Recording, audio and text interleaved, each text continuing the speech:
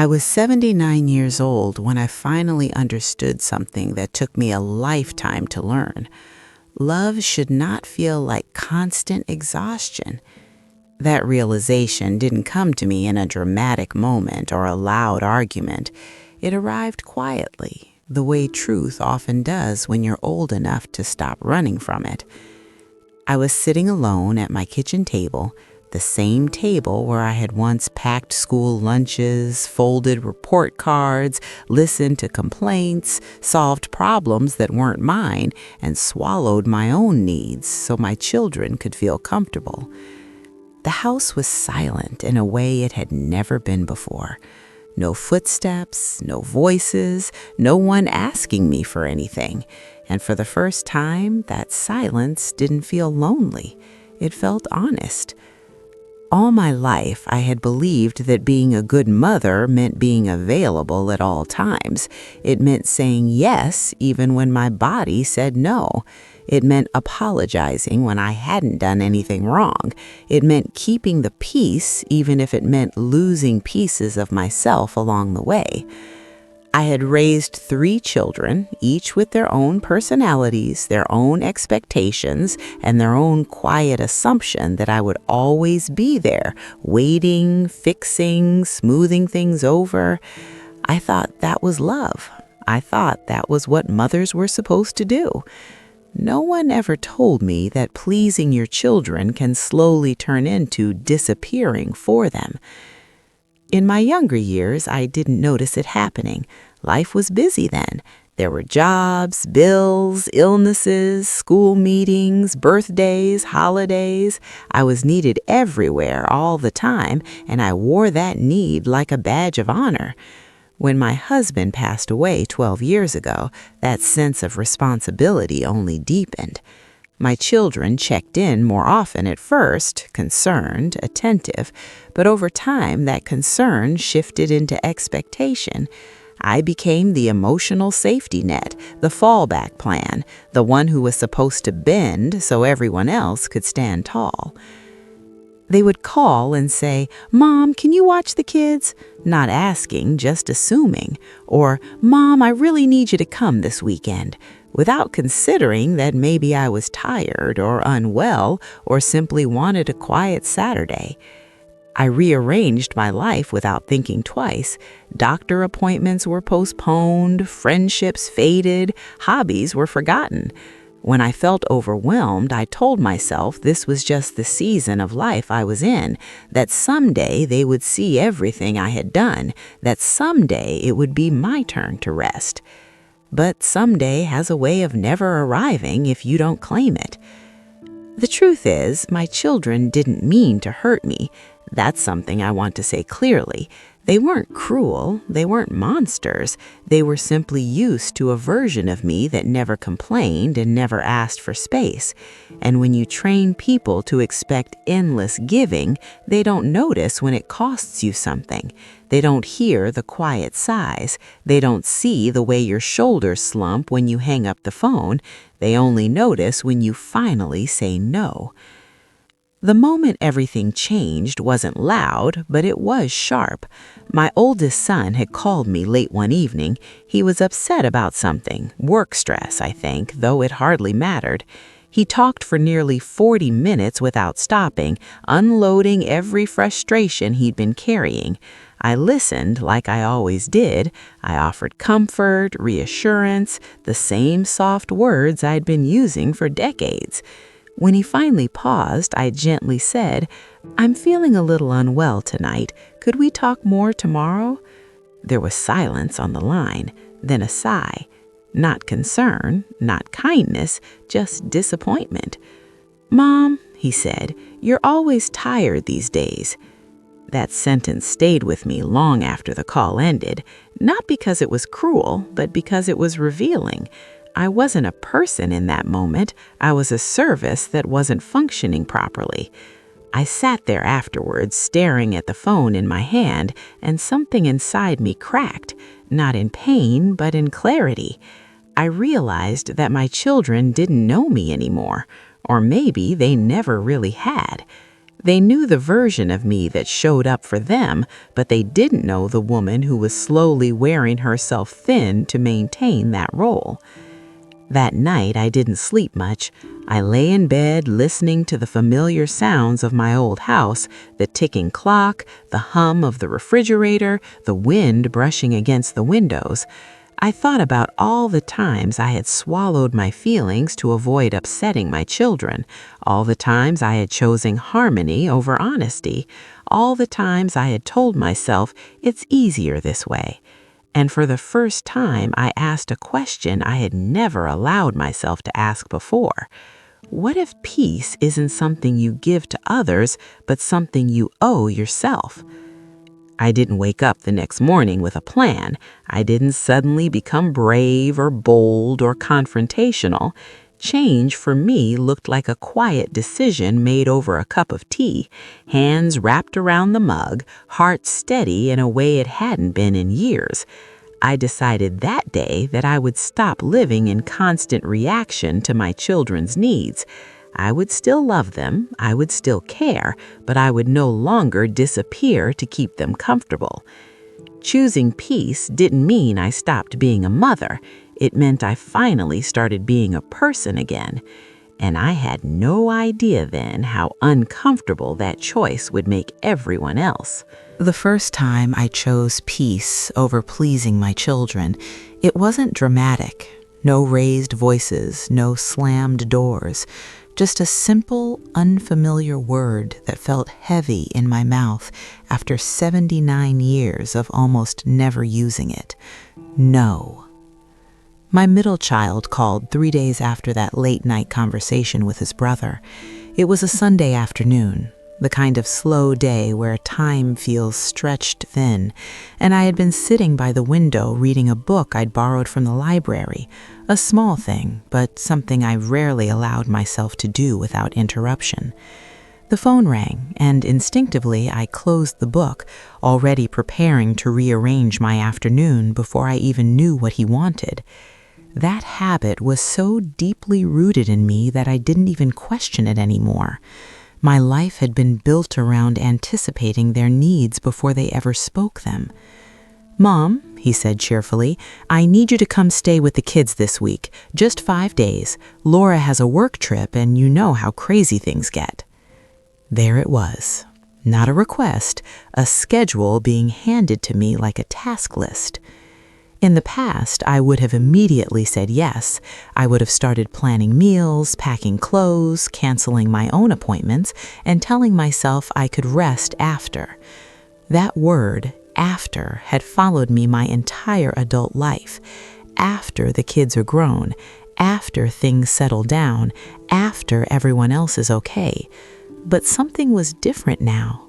I felt it in my chest before I heard it in my voice. "I can't this week," I said softly. There was a pause, not the thoughtful kind, the confused kind, as if the world had tilted slightly off its expected axis. "What do you mean you can't?" he asked, his tone shifting just enough for me to notice. "You don't have anything planned, do you?" That question landed harder than he probably intended, because he was right. I didn't have anything planned. But for the first time, I realized that not having obligations didn't mean I owed my time to someone else. My empty calendar wasn't an invitation. "I do," I said carefully. "I have appointments and I'm tired." Tired, such a small word, but it carried decades behind it. He laughed, not unkindly, but dismissively. "Mom, you're always tired. It's just 5 days. There it was again, that phrase, always tired, as if exhaustion were a personality flaw instead of a signal. "I know," I replied, keeping my voice steady. "That's why I'm saying no." The silence that followed was longer this time. I could almost hear him recalculating, searching for a different angle. "So what am I supposed to do?" he asked finally. That question, what am I supposed to do, had ruled my life for years. It was the unspoken contract. If they were uncomfortable, I would absorb it. If they were stressed, I would carry it. If something needed solving, I would solve it. But that afternoon, sitting by my window with sunlight warming my hands, I realized something quietly radical. That question was not mine to answer anymore. "I'm sure you'll figure something out. You always do." The call ended shortly after that, polite, controlled, but different.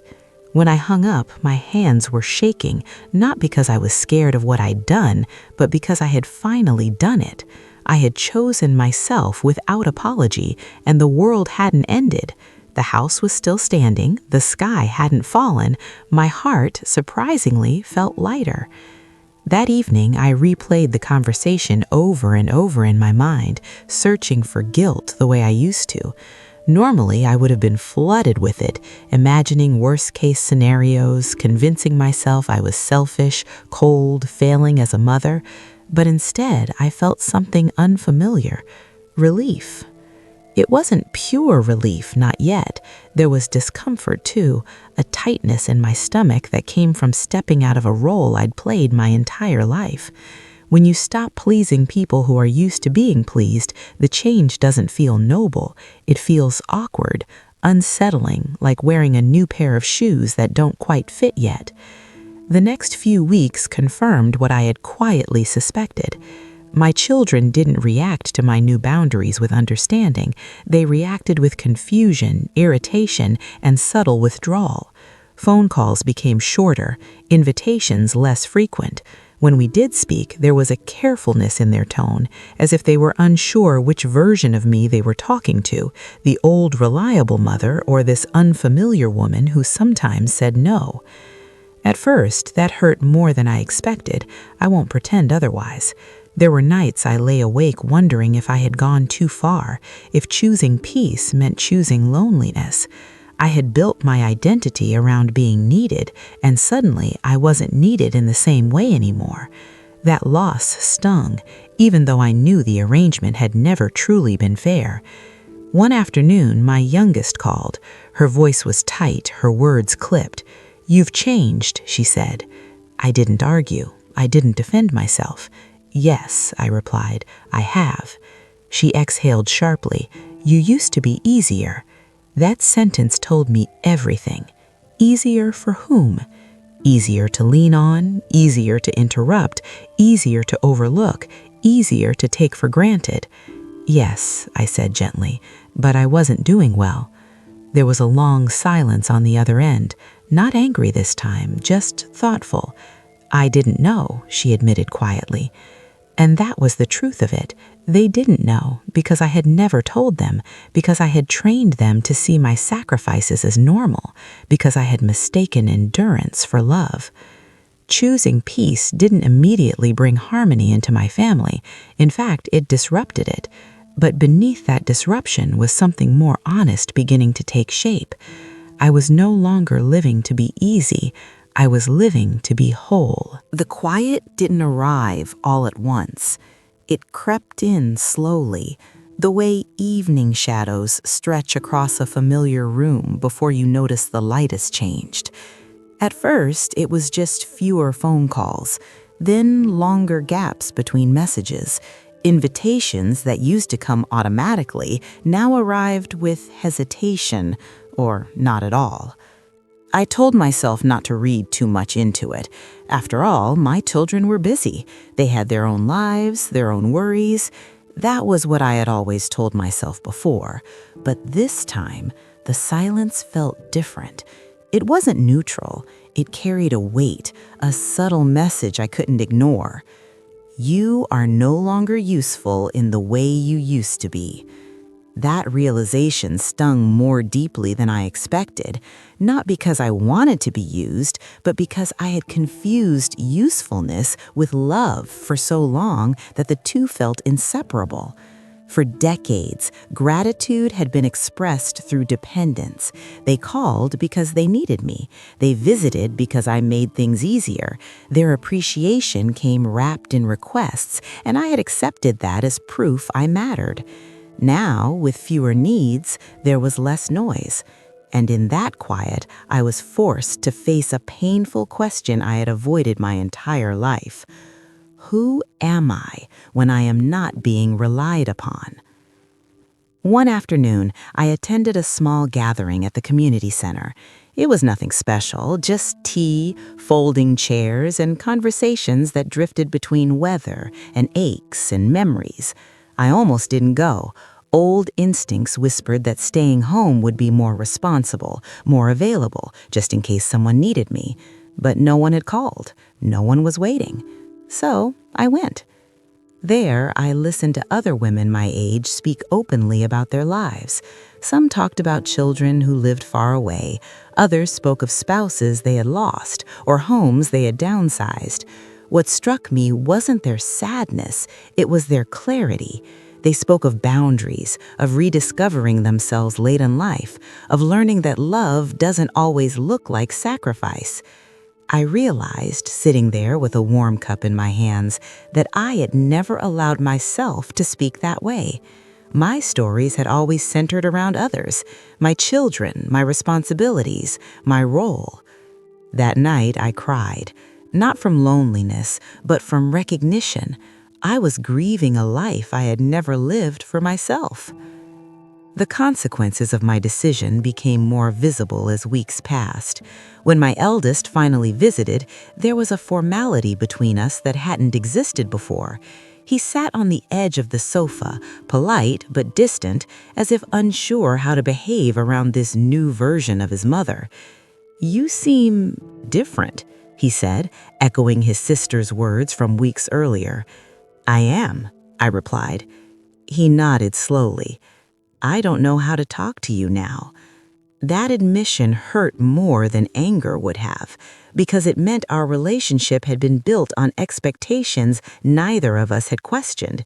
He knew how to talk to the woman who always said yes, who smoothed things over, who didn't need anything.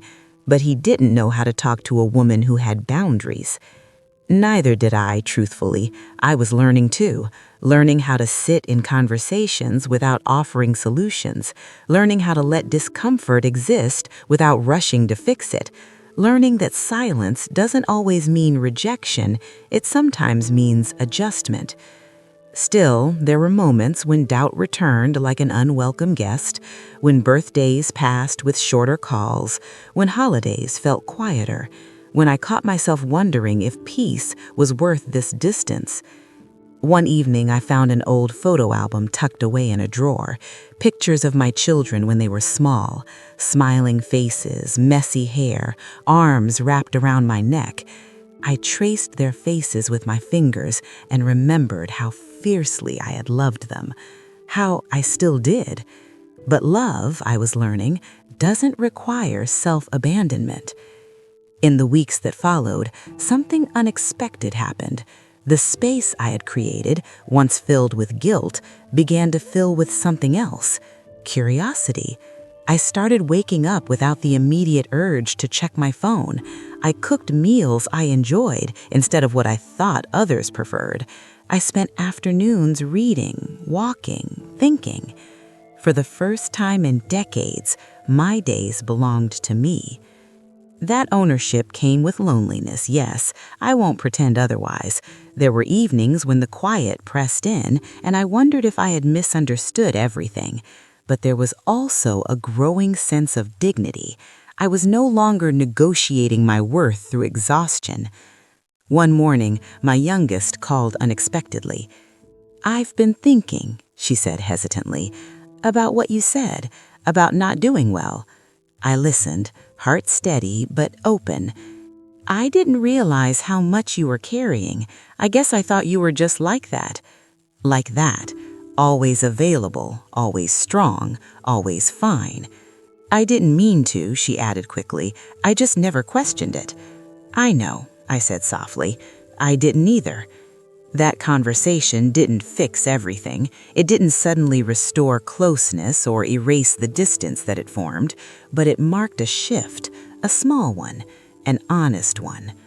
I understood then that choosing peace doesn't come with immediate rewards. It doesn't earn applause. Often it costs you familiarity. It asks you to sit with discomfort while others adjust to the new shape of you. But slowly, something deeper was changing, not just in my relationships, but in me. I was no longer waiting for permission to exist. I was learning to be present in my own life without apology, to let my children feel their feelings without absorbing them, to allow love to exist without constant proving. And perhaps most importantly, I was learning that peace is the absence of conflict. It is the presence of self-respect. Change rarely announces itself loudly. More often, it tests you in small, almost ordinary moments. Moments that seem harmless until you realize they are invitations to return to who you used to be. The first test came disguised as concern. My eldest called one evening, his voice softer than usual. "You sound tired lately," he said. "Are you sure you're okay on your own?" I knew what he meant, even though he didn't say it outright. He meant, "Are you sure you're not making life harder than it needs to be? Are you sure you shouldn't go back to how things were?" "I'm okay," I replied, and this time it was true. There was a pause. Then, gently but persistently, he added, "You don't have to prove anything, you know. We never asked you to change." That sentence stayed with me long after the call ended. We never asked you to change. He was right. They hadn't asked. That was the problem. I had built my entire identity around anticipating needs that were never spoken, fixing problems before they surfaced, absorbing discomfort so others wouldn't have to. No one had demanded it outright. I had volunteered again and again until the volunteering became invisible. Reconciliation, I learned, doesn't always come from apology. Sometimes it comes from clarity, and clarity can feel threatening to those who benefited from your confusion. Over the next few weeks, my children seemed to test the edges of this new version of me. Small requests returned, framed politely, cautiously. Could I watch the grandchildren for a weekend? Could I handle an errand that required hours of waiting? Could I adjust my plans just this once? Each request came with familiarity, like a hand reaching automatically for something that used to be there. And each time I paused. That pause was new. It unsettled them, and me. Sometimes I said yes, but the yes came from choice, not obligation. Other times I said no, not defensively, not with explanation long enough to justify my worth, just a simple, steady no. The resistance appeared quietly after that, not anger, disappointment. "You used to enjoy this," my daughter said once, her tone tinged with confusion rather than accusation. "I enjoyed helping," I answered. "I didn't enjoy disappearing." She looked at me then, not quite understanding, but listening. I realized something important in that moment. Reconciliation doesn't require being understood immediately. It requires being honest consistently. Still, honesty came with consequences. Family gatherings felt different. I was no longer the invisible anchor holding everything together. Conversations shifted. Awkward silences lingered where my automatic reassurances used to fill space. I watched my children navigate discomfort they had never learned to sit with before, and I resisted the urge to rescue them from it. That was perhaps the hardest part, allowing the people I love to feel unsettled without rushing in to smooth things over. Every instinct in me screamed to fix it, to restore ease, to return to harmony. But harmony built on self-erasure is fragile. It shatters the moment you step out of line. So I stayed where I was. At night, when doubts crept in, I reminded myself of something I had written in a notebook weeks earlier. If they only feel comfortable when I am uncomfortable, that is not balance. Slowly, my definition of myself began to change. I was no longer just a mother reacting to her children's needs. I was a woman with her own rhythms, her own limits, her own interior life. I began introducing myself differently, less through family roles, more through who I was becoming. "I like quiet mornings," I told someone at the community center. "I'm learning to paint again." Not, "I'm a mother of 3. Not, "I help with my grandchildren." Just me. That shift felt almost rebellious. One afternoon, my youngest stopped by unexpectedly. She watched me arrange flowers on the table, something I had started doing simply because it pleased me. "You seem settled," she said. I smiled. "I am." She hesitated, then asked, "Do you still need us?" The question caught me off guard, not because it was unkind, but because it revealed how deeply our roles had been tangled. "I want you," I said gently, "but I don't need to suffer to belong anymore." Her eyes filled with tears. Mine did too. That was the beginning of a different kind of reconciliation, not one built on returning to the past, but on renegotiating the present. It wasn't smooth. There were setbacks, days when old habits resurfaced, moments when guilt knocked loudly at my door, insisting I let it back in. Sometimes I did, sometimes I didn't. But each time I chose myself, even imperfectly, I felt stronger, more grounded, less apologetic. I started to understand that self-definition is not a declaration, it's a practice, one you repeat daily, quietly, without needing permission. Resistance didn't disappear overnight. Some family members adjusted faster than others. A few still struggled, unsure how to relate to a mother who no longer centered herself entirely around them. But something subtle was happening beneath the surface. They were learning that love doesn't require depletion, that closeness can exist without control, that I could be present without being consumed. And I was learning something too, that my value had never been tied to how much I gave. It had always been inherent. I had just been too busy proving myself to notice. One evening, sitting alone with the window open and the sound of distant traffic humming softly, I felt something I hadn't felt in years: peace. Not the fragile kind that depends on everyone else being happy, but the steady kind that comes from standing firmly inside your own life. Freedom, I learned, does not arrive without a cost. No one tells you this when they encourage you to choose yourself. They don't mention the nights when guilt sits beside you like an old companion, familiar and persistent. They don't warn you that even when you know you've done the right thing, part of you will still ache, as if you've broken a rule written somewhere deep inside your bones. By the time spring arrived, my life had taken on a new rhythm. Mornings were slower. I no longer woke with a list of obligations already tightening my chest. I drank my tea by the window instead of rushing through it while thinking of who might need me next. I took walks simply because the air felt kind against my skin. I said yes to things that nourished me and no to things that hollowed me out. From the outside, it probably looked like acceptance had settled easily. Inside, it was more complicated. Guilt has a way of disguising itself as responsibility. It whispers that you've abandoned something sacred, that your comfort has come at the expense of others, that peace is selfish when it belongs only to you. Some days, I believed it.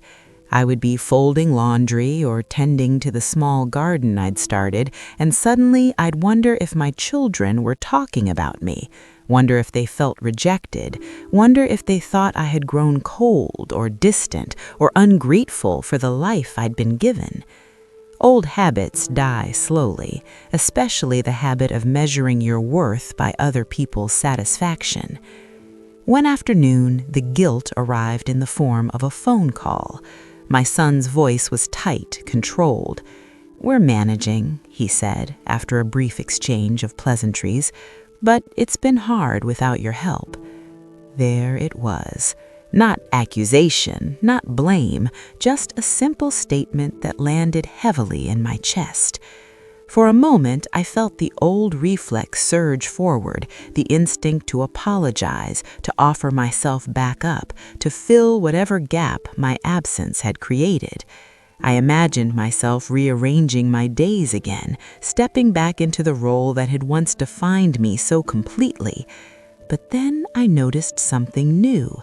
I noticed how calm I felt before the call, how steady my breathing had been, how grounded I felt in my own body. And I realized something quietly devastating and liberating at the same time. I could help them and lose myself again, or I could stay where I was and let them grow. I understand, I said carefully. I really do, but I can't live the way I used to anymore. There was silence on the line. Then something unexpected. I figured you might say that. His voice softened, not with relief, but with resignation. I guess we're all adjusting. Adjusting. That word followed me for days. Because that's what acceptance really is. Not agreement, not approval, but adjustment. The slow recalibration of expectations, the reshaping of relationships around a new truth. I began to see acceptance not as something others grant you, but as something you allow yourself to inhabit even when others are still uncomfortable. Still, guilt lingered. It appeared in memories, moments when I had chosen myself and wondered who had paid the price. It crept in during quiet evenings when loneliness brushed against my newfound freedom and asked uncomfortable questions. Was this peace, or was it isolation? I sat with that question for a long time. The answer came gradually, in small realizations rather than grand revelations. Loneliness felt sharp, empty, aching. Peace felt full, even when it was quiet. On days when guilt pressed hardest, I reminded myself why I had chosen this path. I revisited the exhaustion I used to carry like a second skin, the constant vigilance, the way my own needs had felt like inconveniences. I had not left my children, I had left a version of myself that no longer existed. And in doing so, I had created space, not just for me, but for them. Something subtle began to shift in our interactions after that. Conversations became more intentional. Visits, though less frequent, felt more present. When we spent time together, it was no longer out of obligation, but choice. The air between us was thinner, more honest. My daughter once remarked, half joking, "You're different now, harder to read." I smiled. "I think I'm easier to hear. I just don't shout anymore." She laughed, but I saw understanding flicker behind her eyes. Acceptance was taking root, not loudly, not all at once, but steadily, and with it came a deeper freedom than I had expected. Freedom not just from responsibility, but from the story I had told myself for decades, that my purpose was to serve until there was nothing left of me, that rest was something you earned only after everyone else was satisfied. I began to redefine success. Success was waking up without dread. Success was choosing how to spend my time. Success was feeling whole even when others were not entirely pleased. There were moments, of course, when guilt still tried to reclaim its territory. It would knock softly, reminding me of birthdays missed, favors declined, roles reshaped. But I no longer let it move in. I acknowledged it, thanked it for its concern, and reminded it that I was allowed to live. One evening, while sitting with a neighbor who had known me for years, she said something that stopped me. "You seem lighter," she observed, "like you've put something down." I thought about it for a moment. "I have," I said. "I put down the idea that love has to hurt to be real." That was the deepest freedom of all.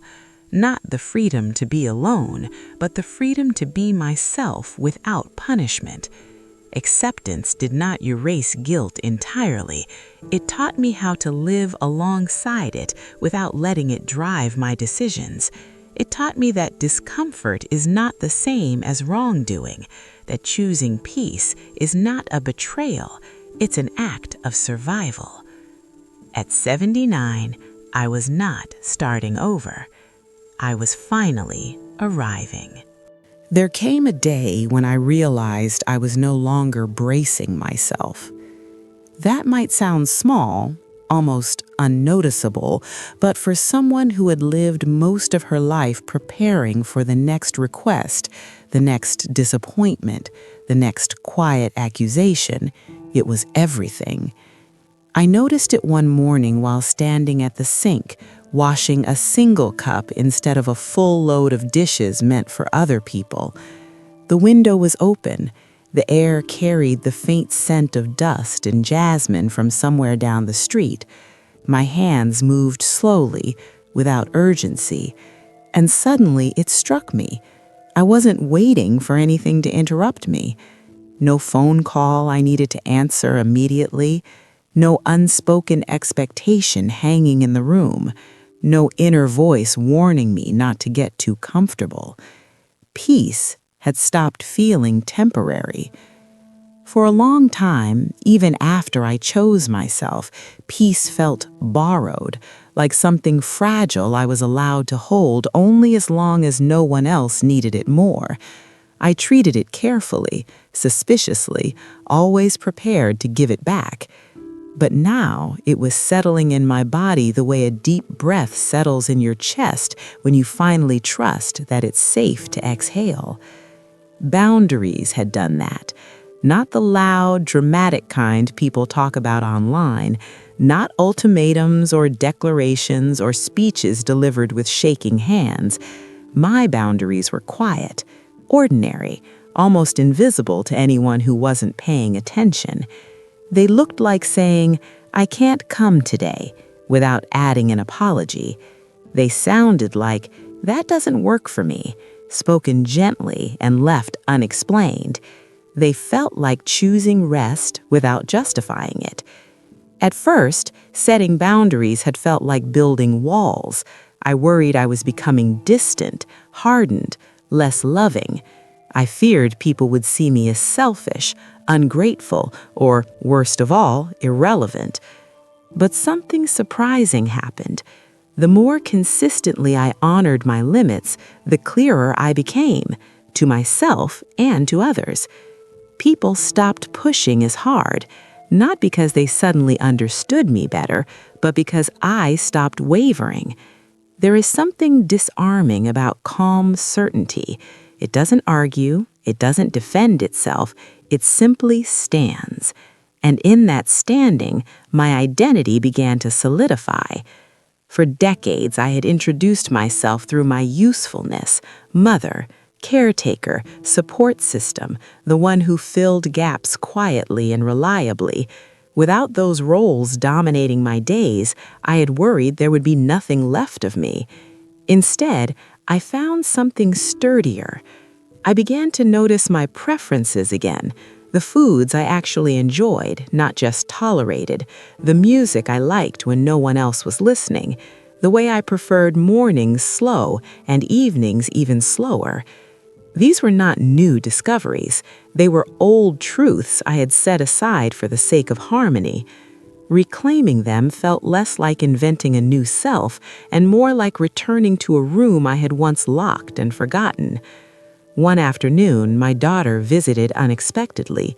She sat at the kitchen table while I brewed tea, watching me with a look I couldn't quite read. "You seem settled," she said finally, not accusing, not admiring, just observant. "I am," I replied. She hesitated. "Do you ever feel lonely?" I considered the question carefully, not because it was difficult, but because it deserved honesty. "Sometimes," I said, "but not the way I used to." She frowned slightly, inviting me to explain. "I used to feel lonely even in a full house because I wasn't really there as myself. I was always playing a part. Now, when I'm alone, I'm at least in my own company." She nodded slowly. I could see something shift behind her eyes. Not agreement exactly, but recognition. That moment stayed with me. It reminded me that peace doesn't require universal approval. It requires internal alignment. As my sense of self grew steadier, I stopped rehearsing explanations in my head. I stopped anticipating conflict where none existed. I stopped interpreting every request as a test of my love. And perhaps most importantly, I stopped negotiating with myself. There were days when old patterns tried to resurface, a sudden urge to overextend, a familiar tightening in my chest when someone sounded disappointed. But now I recognized those sensations as echoes, not commands. I learned to pause, to ask myself, is this mine to carry? To answer honestly, even when the answer was no. Peace, I discovered, becomes permanent not when circumstances improve, but when you trust yourself enough to protect it. I no longer feared that setting boundaries would push people away. Those who truly wanted a relationship with me adjusted. Those who only wanted access slowly drifted. Both outcomes felt right. There was grief in that, yes, but it was clean grief, not the tangled sorrow of self-betrayal, not the exhaustion of being needed but unseen. Clean grief makes room for clarity, and clarity makes room for peace that doesn't flinch. At 79, my life was not smaller because I had drawn limits around it. It was more defined, more intentional, more honest. I didn't need to be everything to everyone anymore. I needed to be whole. And in that wholeness, peace stopped feeling like something I had to earn or defend. It simply belonged to me. When you reach a certain age, people begin to talk to you about legacy as if it's something you prepare, like a will, neatly organized, clearly labeled, ready to be handed over when you're gone. But that isn't how legacy actually works. Legacy lives in quieter places, in the tone you used when you were tired, in the way you treated yourself when no one was watching, in the lessons you taught without ever meaning to. I didn't start thinking about legacy because I felt close to the end. I started thinking about it because, for the first time, I was no longer disappearing inside other people's needs. And once you stop disappearing, you begin to ask different questions. Not, what did I give, but what did I teach by how I lived? For a long time, I believed my legacy would be measured by sacrifice, by how much I endured, by how often I put myself last. That was the model I inherited from my mother, from her mother, from every woman who was praised for being strong only when she was exhausted. I wore that belief like a badge, and also like a burden. But now, sitting alone in my quiet living room, sunlight warming the edge of the carpet, I began to see something more unsettling and more freeing. If sacrifice was the main lesson my children learned from me, then what I taught them was not love. I taught them self-erasure. That realization did not come with drama. It came with a slow ache, the kind that spreads gently through your chest and asks to be acknowledged. I thought of all the times I said yes when I meant no, all the times I smiled through resentment, all the times I showed up depleted and called it devotion. What had that taught them about love? That love hurts, that love requires disappearance, that love means staying quiet to keep the peace. I sat with that truth for a long time. And then slowly, something inside me softened, not toward them, but toward myself. Because I had not done those things out of weakness, I had done them out of belief, a belief that was handed to me long before I ever questioned it. And that's when self-forgiveness began, not as a grand declaration, not as a sudden release, but as a gentle undoing. I forgave myself for not knowing sooner, for surviving the only way I knew how, for confusing endurance with love. Self-forgiveness, I learned, does not erase the past. It changes how you carry it. Instead of shame, I felt understanding. Instead of regret, responsibility. Not responsibility to fix everything, but responsibility to live differently now. Because legacy is not only what you leave behind, it is what you stop passing forward. I began to see my recent choices, the boundaries, the quiet refusals, the calm insistence on my own life, not as selfish acts, but corrections. I was teaching a new lesson now, that love does not require self-abandonment, that care does not have to be painful to be real, that peace is not something you earn by suffering. One evening, my son called. His voice was careful, almost formal. We spoke about ordinary things, the weather, a neighbor, a memory from years ago. There was a pause, the kind that usually fills with expectations. "I've been thinking," he said, "about how you've changed." I waited, not braced, just present. "You seem lighter," he continued, "and I don't know why, but it makes me think about my own life, about how I'm always pushing myself." I didn't offer advice, I didn't explain myself, I didn't take credit. I simply said, "You're allowed to rest too." There was silence on the line, not uncomfortable, reflective. In that moment, I understood something important. Legacy does not require explanation. It requires example. I didn't need to justify my choices or narrate my healing. The way I lived now, calmer, steadier, more rooted, was already speaking. And for the first time, love felt different. Less frantic, less transactional, less tied to outcomes. I loved my children not by giving more, but by standing whole in front of them, by letting them see me as a person, not a resource. That kind of love does not demand repayment. It does not ask to be proven. It simply exists, clean, quiet, and self-respecting. As for the guilt, it still visited sometimes. Old habits die slowly. But now, when it came, I met it with compassion instead of obedience. I reminded myself, choosing myself did not mean I loved them less. It meant I loved myself enough to stop modeling harm as devotion. At 79, I no longer needed my life to look impressive. I needed it to be honest.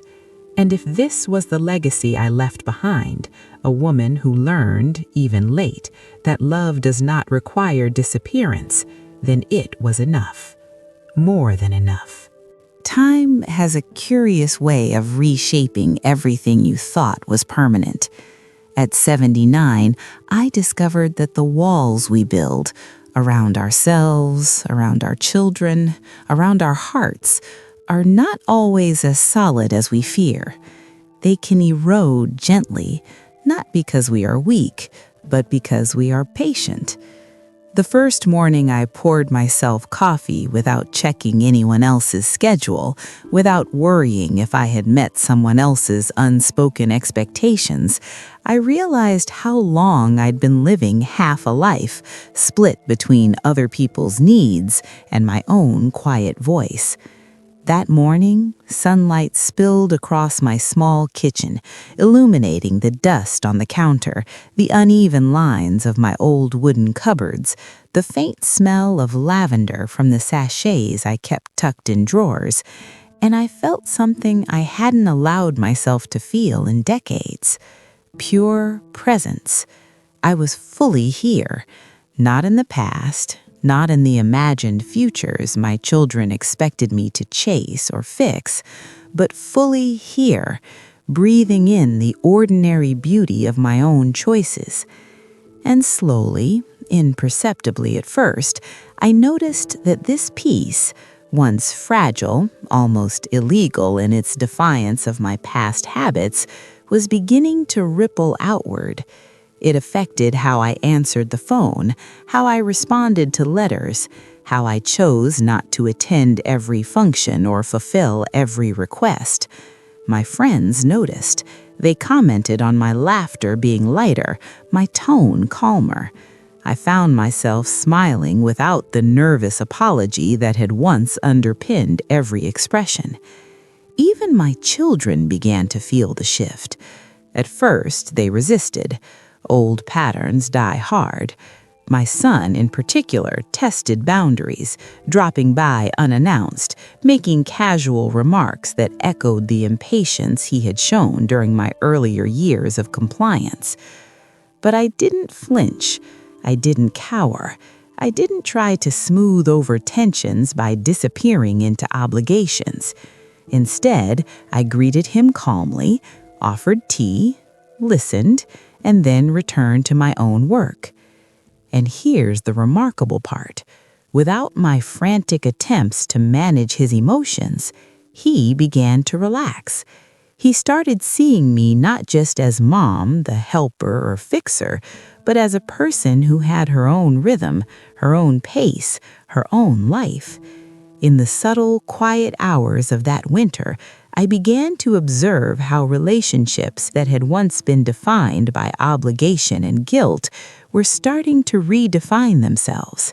Conversations that used to spiral into critique or passive-aggressive lectures now held room for curiosity and even laughter. There was a strange magic in not reacting to old triggers, in meeting familiar frustration with calm, measured presence. And in this space, I began to notice something that surprised me. I wasn't just teaching my children a new way to interact with me. I was teaching them a new way to interact with themselves. I realized that every time I refused to bend into their expectations at the expense of my own dignity, I was modeling a template for boundaries, respect, and self-recognition. And slowly, almost imperceptibly, that lesson rippled beyond my immediate family. Friends began to tell me that seeing me claim peace in my later years had inspired them to reconsider how they treated their own parents or children. Strangers even seemed to approach me with a certain deference, not out of fear, but out of recognition of a person who had learned how to live with intention, who had refused to let decades of societal conditioning define her worth. The house, my home, which had once felt like a stage upon which I played multiple conflicting roles, now became a sanctuary. I arranged the furniture to suit my comfort, displayed artwork that brought me joy, kept my books where I could reach them without moving anyone else's possessions, and chose the lighting that made me feel alive in the mornings. These were small acts, easily dismissed, but they were revolutionary in the context of a life spent prioritizing others over myself. And the most profound lesson came not in grand gestures, but in the quiet recognition that my peace had a ripple effect. It was contagious, not because I forced it, but because it existed authentically. I had spent nearly 80 decades learning to accommodate, negotiate, and endure. Now I was finally learning that peace, true, abiding peace, is not something you beg for, borrow, or manufacture for others. It is something you embody, and once embodied, it inevitably reaches outward. I watched as my son adjusted. He still made mistakes, still struggled with impatience, but the intensity of our past conflicts began to fade. He began to offer genuine compliments rather than veiled criticisms. He asked questions about my well-being, about my projects, and he listened when I spoke, not waiting for the end to respond, but listening fully, absorbing. And in those moments, I realized that the foundation of my later life relationships would not be sacrifice, obedience, or guilt. It would be presence, respect, and the quiet insistence on living fully as myself. The lesson was clear. You cannot force others to change, but you can change the template of your interactions so profoundly that the old patterns begin to dissolve on their own. Time, I discovered, was not merely a river that swept us forward. It was a sculptor, shaping interactions, softening old roles, and granting permission for new dynamics to emerge. And in that gentle, inexorable shaping, I found that the peace I had cultivated for myself no longer felt isolated. It began to inform my surroundings, to alter the rhythm of my household, to influence even the tone of conversations I had with neighbors and friends. Peace, once internal, now had a voice. It wasn't loud, it wasn't performative, but it was undeniable, a quiet undercurrent that changed the way people approached me and the way I approached them. I realized that this ripple, subtle as it was perhaps the most significant legacy I could leave. Not wealth, not objects, not accomplishments measured in accolades, but the demonstration of a life lived fully with self-respect, dignity, and intentionality. The lesson I had withheld from myself for decades now radiated outward naturally, without coercion, without argument, that love for oneself and for others can coexist, that peace does not require compromise of values, and that living authentically invites those around you to reconsider their own choices. And so, in the quiet of late afternoons, watching shadows stretch across the rooms I had finally claimed for myself, I understood that freedom, true freedom, is never solitary. It ripples outward, slowly, gently, inevitably, touching lives in ways you cannot always see, shaping futures one subtle interaction at a time. That is the power of choosing peace. By the time the golden haze of early autumn settled over the neighborhood, I began to notice that the rhythm of my days had changed in ways I hadn't fully anticipated. There was a quiet contentment in rising without expectation, in preparing breakfast not to placate anyone, but because I genuinely enjoyed the warmth of the kitchen, the scent of freshly brewed coffee, and the sunlight bouncing off the counters in a way that made the room feel alive. Yet alongside this comfort came a deeper, more introspective awareness, a recognition that my life, now in its 9th decade, had been a collection of choices, some forced, some embraced, and some I had only fully understood in hindsight. The reflection was subtle at first, a gentle turning inward while sipping tea in my favorite armchair, but it became increasingly profound as the weeks passed. I thought about my son, the tensions that had once defined our interactions, the unspoken resentments, and the times when I had silenced my own needs to accommodate his desires. Those memories, which had once carried sharp edges, now felt like lessons carved in stone, hard to endure in the moment, but essential for understanding the person I had become. I realized that while my son had challenged me, pushed me, and at times betrayed my trust, these experiences had also inadvertently shaped the contours of my independence. In resisting the old pressures to comply, to placate, to absorb without question, I had discovered a depth of resilience I had long forgotten I possessed. And yet reflection wasn't limited to my own growth. It extended to observing the subtle transformations in my son. He no longer approached me with veiled demands or implicit expectations. Instead, he was beginning to navigate the boundaries I had set, not out of fear, but out of recognition that I was no longer a passive participant in the family dynamics. There were moments when he sought my opinion on matters unrelated to him, genuinely curious about my thoughts, and these moments were both humbling and heartening. It became clear that the framework of our relationship was changing, from one dominated by obligation and guilt to one that balanced respect, curiosity, and understanding.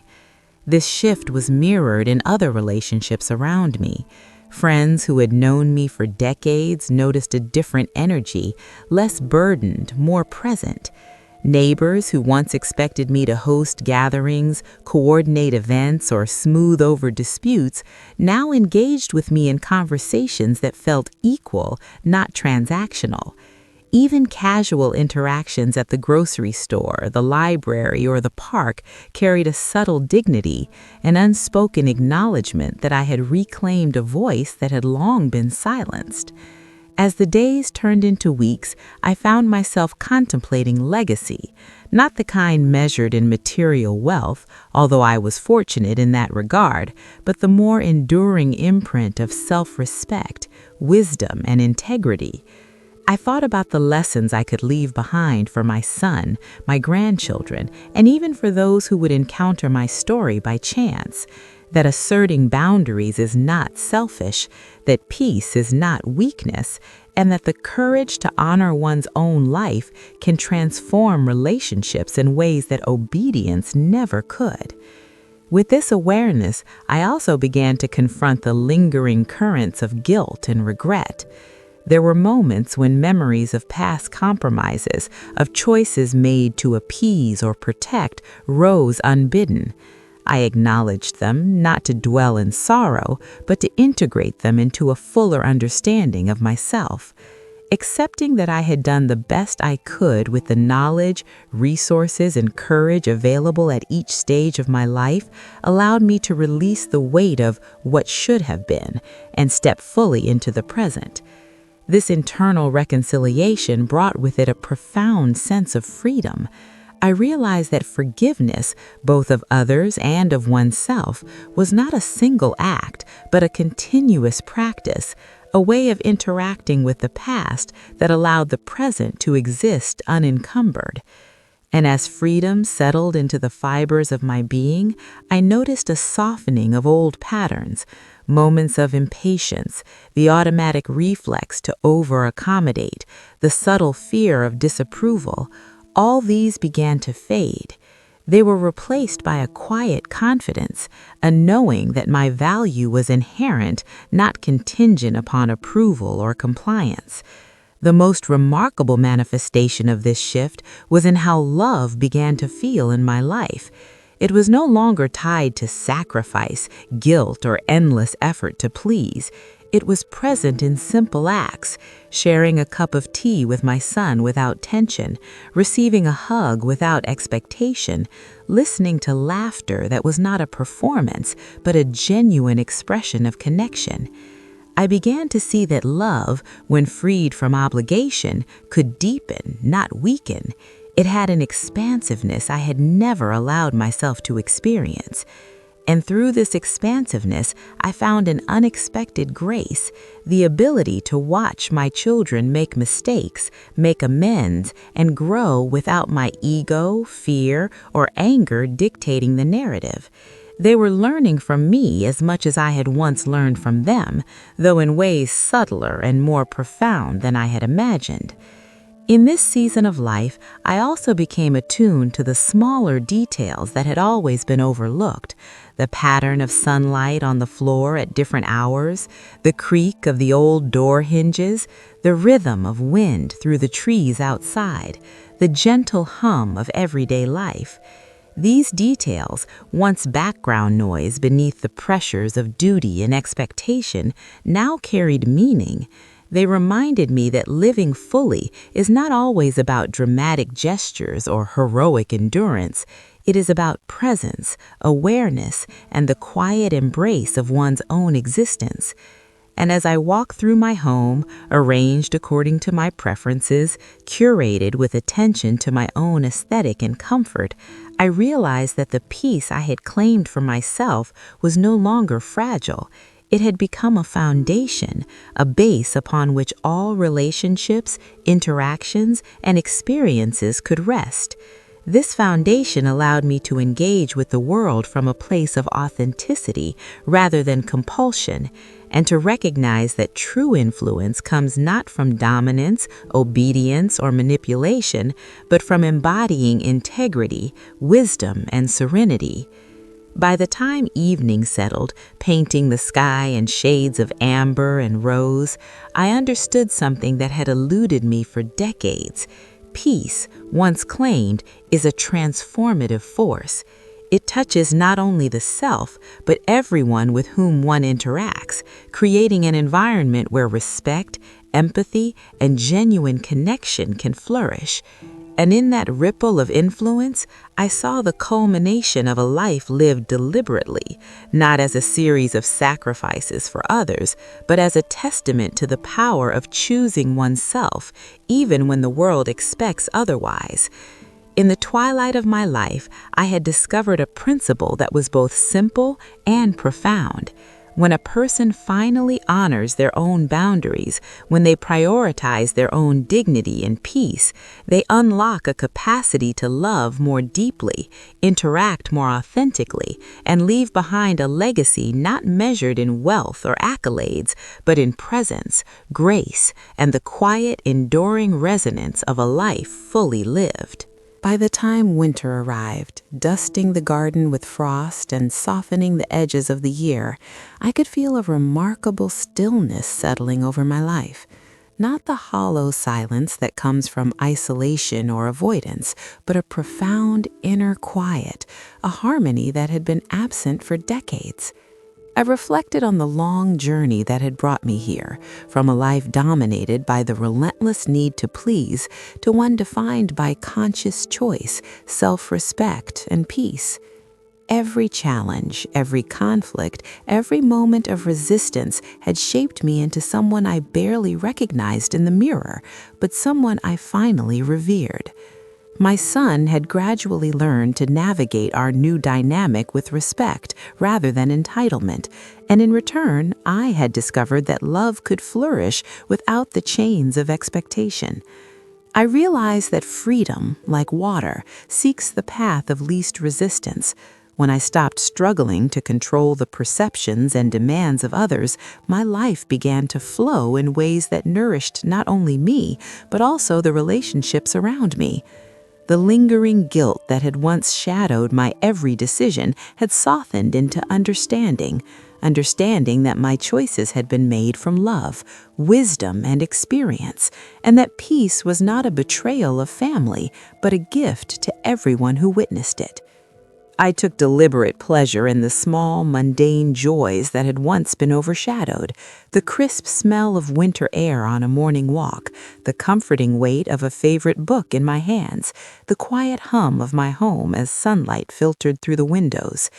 Each day I honored my boundaries without apology, spoke my truth without fear, and engaged with others without compromising my essence. And in doing so, I realized that this peace, once imagined as fleeting or borrowed, had become permanent, rooted deep within me like the sturdy oak trees lining my street, unyielding, resilient, and quietly magnificent. My legacy, I understood, would not be measured by wealth, possessions, or even accolades, but by the example of a life lived with integrity, courage, and grace. I had shown my children and myself that love does not require self-erasure, that respect is earned through honesty and boundaries, and that choosing oneself is not selfish, it is necessary. In these final months of reflection, I could see the subtle shifts in those around me. My son approached life with a newfound humility, learning to value rather than take for granted, to listen rather than dominate. Friends, neighbors, even casual acquaintances seemed to interact with a different energy, as though the presence of someone who embodied calm, strength, and dignity had altered the atmosphere around them. It was in this ripple effect that I found the true measure of my life's work, not in sacrifice for recognition, but in the quiet influence of living fully, authentically, and without fear of disapproval. And as the sun set each evening, painting the sky in gentle hues of amber and rose, I would sit in my favorite chair, a cup of tea warming my hands, and reflect on the truth I had fought so long to claim. that peace is the highest form of courage, that boundaries are acts of love, and that a life lived for oneself is the life that ultimately enriches every connection we hold dear. I realized, finally, that the most profound legacy I could leave behind was not material, not transactional, but the demonstration that even in the late chapters of life, one can reclaim autonomy, insist on dignity, and choose serenity over endless obligation. That lesson, the quiet, uncompromising power of peace, would live on long after I was gone, whispering to anyone willing to listen that true fulfillment comes not from pleasing the world, but from honoring the self. And so, as I closed the door to another day, feeling the warmth of my home and the steady rhythm of my heart, I allowed myself to smile fully, freely, and without hesitation, knowing that in choosing peace over pleasing others, I had finally chosen the truest, most enduring version of myself.